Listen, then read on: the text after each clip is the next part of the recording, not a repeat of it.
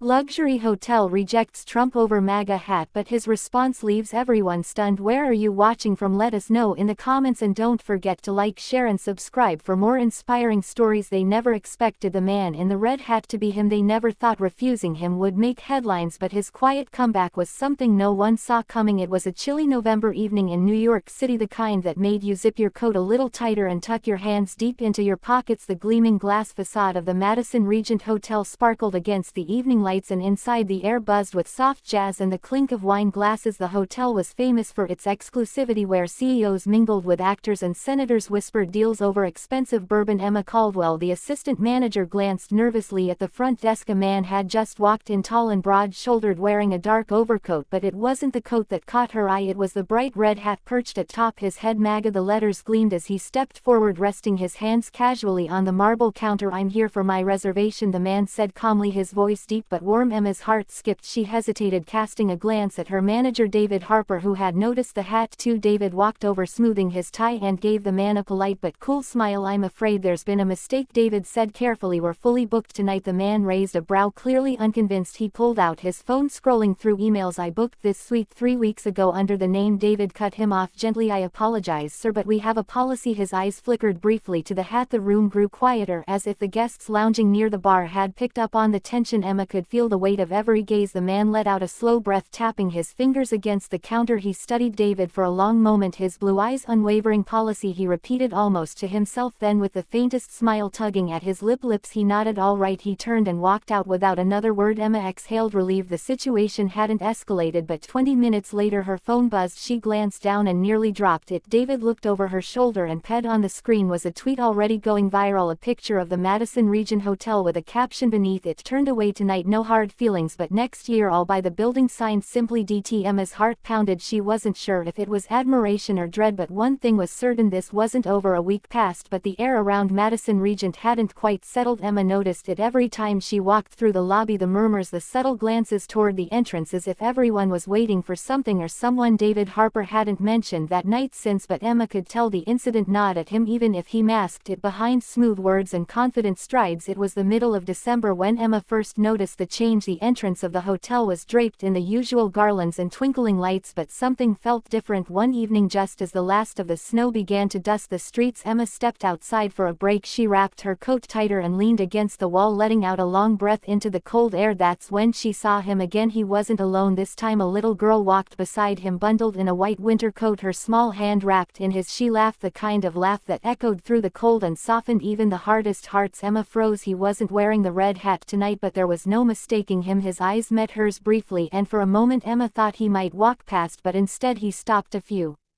feet away, kneeling down to adjust the scarf around the little girl's neck. She giggled and pulled away, hiding her face against his shoulder. Emma couldn't look away. There was something about the way he held the child, the way his hand lingered protectively over her back. It wasn't power or politics that shaped his expression now, it was something softer. I didn't expect to see you here again, Emma said quietly, stepping forward. He stood slowly, his eyes studying her face as if reading between the lines of her words. She wanted to see the Christmas lights, he replied, nodding toward the grand display inside the hotel. Emma smiled faintly, glancing at the little girl, who was now fascinated by the ice sculptures along the walkway. She's beautiful, Emma said softly. His expression shifted, something flickering behind his gaze, pride but also something deeper. Check my granddaughter, he said after a pause. Emma's chest tightened. David Harper's voice suddenly broke the fragile silence behind her. Mr. Trump, he greeted stiffly, stepping outside with his usual rehearsed smile. I trust you're well. Trump's gaze lingered on David for only a second before returning to Emma. I don't hold grudges, he said calmly, nodding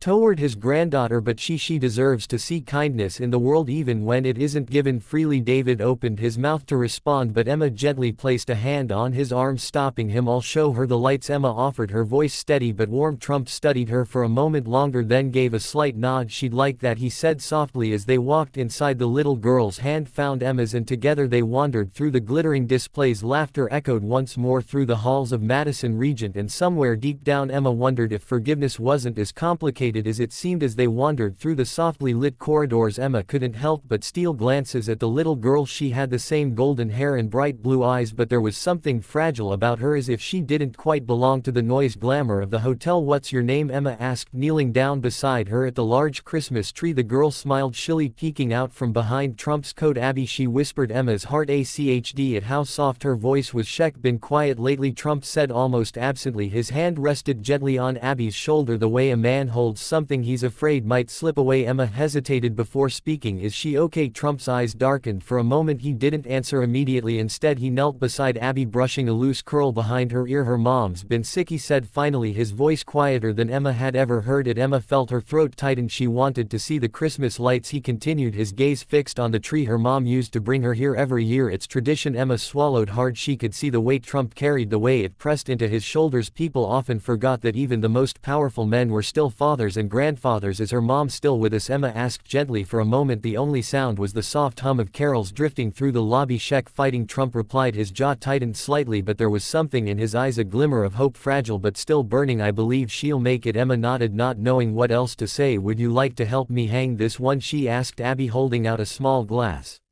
ornament. Abby's face lit up and she reached for it eagerly. Trump watched them in silence, his hands tucked into his coat pockets. There was a tenderness in his eyes that few ever saw, hidden beneath the layers of power and wealth. As Abby carefully placed the ornament on the lowest branch, Emma stood and glanced at Trump. "If you need anything at all, please let me know," she said quietly. For the first time that night he smiled, not the polished public smile the world knew, but a small, genuine one. "Thank you, Emma," he said softly. Abby tugged at Emma's sleeve, pointing excitedly at a snowflake ornament. Emma laughed and knelt again, listening as Abby told her how much her mom loved Snowflake. And as they stood there surrounded by the soft glow of Christmas lights, Emma realized something. It wasn't power or politics that shaped people, it was moments like these, the quiet ones filled with hope, love, and the gentle promise that maybe, just maybe, things would be okay. The snow began to fall softly outside Madison Regent that night, and for the first time in a long while Emma believed in cross magic. As the evening drifted on, the lobby of the Madison Regent shimmered under the soft glow of Christmas lights. Abby's laughter echoed gently through the hall as she hung ornament after ornament, each one handled with a kind of careful precision only a child could manage. Emma sat beside her, passing her the delicate decorations and occasionally glancing at Trump. He stood a few feet away, quiet, his gaze fixed on Abby, but his mind seemed elsewhere. "She talks about